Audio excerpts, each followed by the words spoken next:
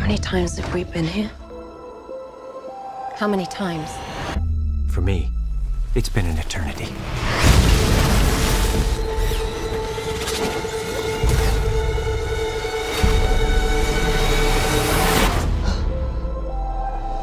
Hello, internets. This is Brendan, aka Skull Babylon, and I'm just on my way actually to the movies. A lot of you know I make movies, and I also enjoy watching movies, in particular because movies, as art, are a tool for us as consciousness to like help us remember stuff. And I know I say this a lot, but it really is.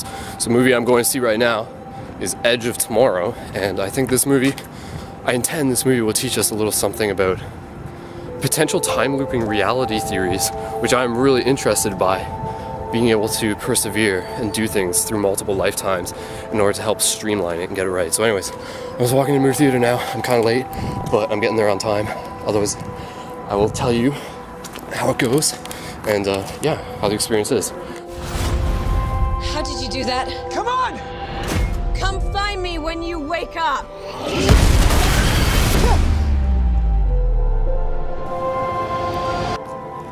Alright, so coming out of the movie, literally just walking through the parking lot right now after watching Edge of Tomorrow, and as expected, going into this movie, I knew there was going to be obviously this whole theory, not theory, but just like observation of time itself, and can other creatures, can other conscious entities experience time in a different way.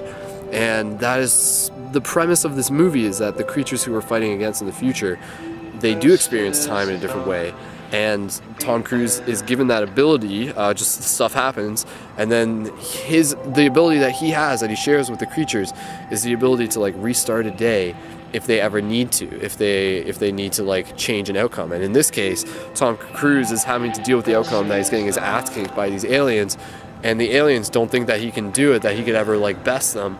So he's like up against the odds. He is, you know, like being pressured under this fire, but through the fire is creating this incredibly like noble and brave person that he becomes, like rags to riches. They even say that in the movie at the beginning. They've given humans this ability to like experience this because they're testing. They don't think humans are capable of ever just defeating them. He's trying, and he gets killed, and he tries again, and he gets killed, and he tries again, and he learns, and he learns, and he learns, and he keeps learning.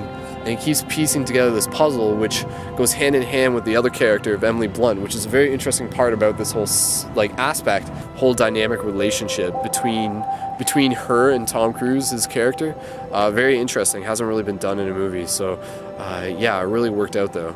It had Bill Paxton as a very cool role. You don't really see him much in the trailers, but he's there, and right at the beginning he says like this is like fire is a crucible that helps like shape. It helps shape us, and it turns, you know, it is something for which like the brave comes through, and there's no courage without fear. This movie is a really interesting thing because it puts into the consciousness of people, of society, of, you know, those being cast under the spell of the Hollywood, and to be able to think about time a little bit differently. What is our relationship to time? The creatures themselves are cool. The whole combat, just in terms of like the review of the actual cinematography, the director of this is the director who did like Bourne Identity and Bourne Legacy. So in that sense, going into it, very well done with the action. The whole like military theme, very reminiscent of like Full Metal Jacket. The first time you go through the drop, it's very visceral. You're very like, you're with him. It's new for you. And that sort of happens a few times throughout the movie, where it's interesting because it's just like, it's him experiencing what he knows is a new experience. You know, he's like, oh, I haven't gotten this far before, you know, like what happens next sort of thing. And I think this is where it gets a little bit shifty, is the idea that I think we as humans exist far more multidimensionally than we realize. And part of this multidimensional reality-ness exists within our relationship to time. Now, this is like a theory. This is like something I'll just like put out there, and it's just sort of put out there as like a story to help make you think, to play around with an idea.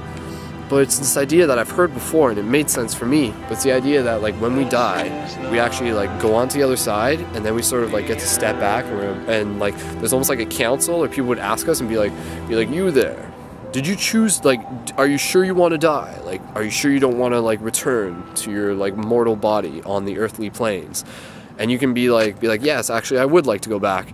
And then you could like go back and you would be there before whatever caused you to leave your body, some sort of, you know, this could be like an accident or whatever, and then to just be able to like change it. But I think in most cases we're not super consciously aware, but some people do come back aware.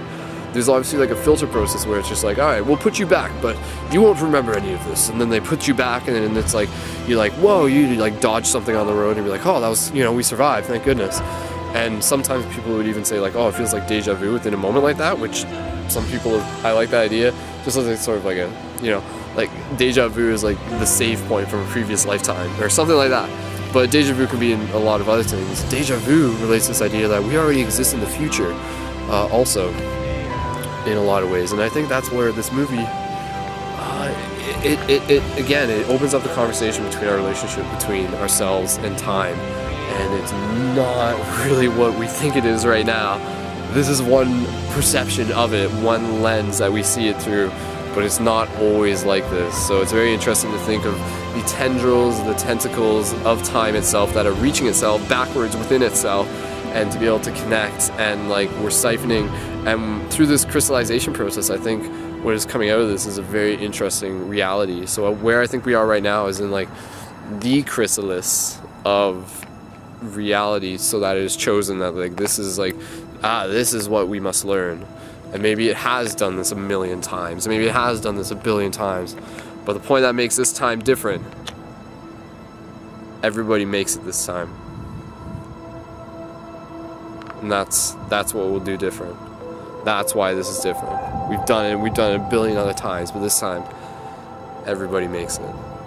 So that's kind of something, again, I come out feeling that after a movie like this. I enjoyed it. I would definitely go recommend going to see Edge of Tomorrow, starring Tom Cruise. And Tom Cruise has been in a lot of other paradigm shifty movies when you think about it. You know, go back and look at a few that he's done, and definitely just be able to open up your ideas, open up your mind to questioning, and just whatever it takes. So there you go. That's my little movie review. And yeah, leave your comments below as to what you think, and let me know what you think of the movie. Go check it out yourself. So that's my little thing, and until next time, I shall see you from the future in the future. Why does it matter what happens to me?